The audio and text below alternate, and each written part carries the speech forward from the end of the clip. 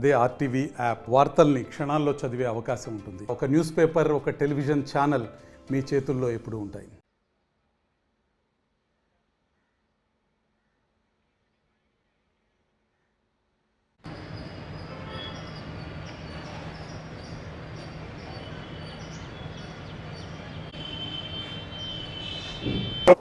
ఒంగోలుకు ఒక విమానాశ్రయం అవసరము అని 2004 సంవత్సరంలో నేను ఎంపీ అయిన తర్వాత అప్పటి సివిల్ ఏవియేషన్ మినిస్టర్ గారు ప్రఫుల్ పటేల్ గారితో కూడా చర్చించి 2006 సంవత్సరంలో ఒంగోలుకు ఒక ఎయిర్పోర్ట్ అవసరం ఉన్నది. ఎందుకంటే ఒంగోలుకు చాలా పొటెన్షియాలిటీ ఉన్నది. అక్వాకల్చర్ ఉన్నది, గ్రానైట్ ఉన్నది, టొబాకో ఉన్నది.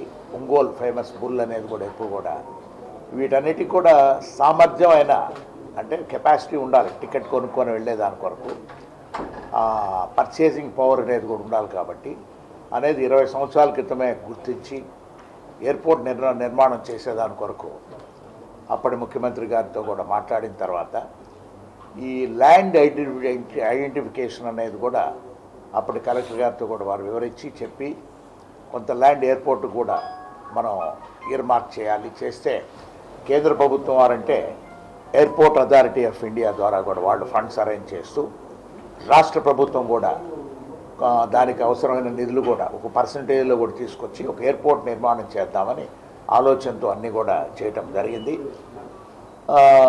మనం ఇప్పుడు కొత్తపట్నం మండలంలో ఆలూరు, అల్లూరు గ్రామాల్లో, మోటమూల గ్రామాల్లో కూడా ల్యాండ్ అనేది ఎయిర్పోర్ట్ కొరకు దాదాపు 723 ఎకరాలు అనేది కూడా ఇయర్మార్క్ చేసి అవన్నీ కూడా ఒక సపరేట్గా కంపెనీతో కూడా అంటే డెవలప్ చేసేదాని కొరకు అనేది అప్పుడు సీఎం గారు ఆలోచనతో కూడా రావటం, అడ్వర్టైజ్ చేయడం కూడా జరిగింది.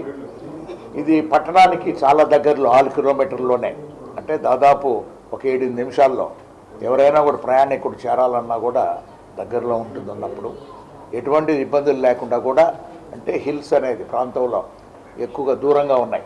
దాని కొరకు DGCA director general of civil aviation అనేది కేంద్ర విమానయాన సంస్థలో ఒక భాగం. అది నేషనల్ ఎయిర్పోర్ట్ అథారిటీ వాళ్ళు కూడా ఈ ఎయిర్పోర్ట్ల పర్యవేక్షణలో వారు కూడా ఉంటారు. కాబట్టి వాళ్ళందరూ కూడా వచ్చి ఇక్కడ చెక్ చేసిపోయి ల్యాండ్ ఇది సూటబుల్ ల్యాండ్ అనేది నిర్ణయం చేసిన తర్వాత వ్యాన్పిక్ అనే పోర్ట్ అనేది ఈ ప్రాంతాల్లో ఇది నిజాంపట్నం నుంచి ఓడరేవు అనేది ప్రాంతంకి ఒక పోర్ట్ ఒకటి తయారు చేయాలని అప్పటి ముఖ్యమంత్రి గారు ఆలోచనలో ఉండబట్టి ఇవి ఒక డెవలపర్ని మ్యాట్రిక్స్ అనే కంపెనీ కూడా వారందరూ కూడా వ్యాన్పిక్ భూమి అనేది కూడా వారితో డెవలప్ అయ్యి గవర్నమెంట్ ఆఫ్ ఆంధ్రప్రదేశ్ అయిన తర్వాత ఈ భూమి కూడా ఎయిర్పోర్ట్కి అనేది ఇయర్మార్క్ చేసిన భూమిని కూడా వారికి ఇవ్వమని వారు తెలిపిన మీదట అందరూ ఈ వ్యాన్పిక్లో వచ్చేసిన తర్వాత అందులో తర్వాత మీకు అందరికీ కూడా తెలిసిన విషయం 2009 సంవత్సరం తర్వాత పరిస్థితుల ప్రభావాలను బట్టి అన్నీ కూడా అప్పుడు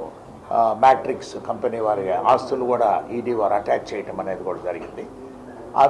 ఆ విధంగా ఇది ఎయిర్పోర్ట్ అనేది రాలేని పరిస్థితుల్లో ఇప్పటికి దాదాపు 20 సంవత్సరాల నుంచి అది మనం ఎంతో ఇబ్బందులు కూడా పడుతూ ఉన్నాం. ఈ మధ్యనే మన గౌరవ ముఖ్యమంత్రి గారు మా ఎంపీల సదస్సు కూడా ఉన్నప్పుడు ఆయన సివిల్ ఏవియేషన్ మినిస్టర్ గారు మన ఆంధ్రప్రదేశ్ నుంచి ఉన్నారు ఇంజవరపు రామ్మోహన్ నాయుడు గారు వారికి కూడా ఆదేశాలు ఇచ్చి ఎక్కడెక్కడ ఎయిర్పోర్ట్ అనేది ప్రతి జిల్లాలో అంటే 13 జిల్లాలకు సంబంధించి ఉన్నప్పుడు మన పాత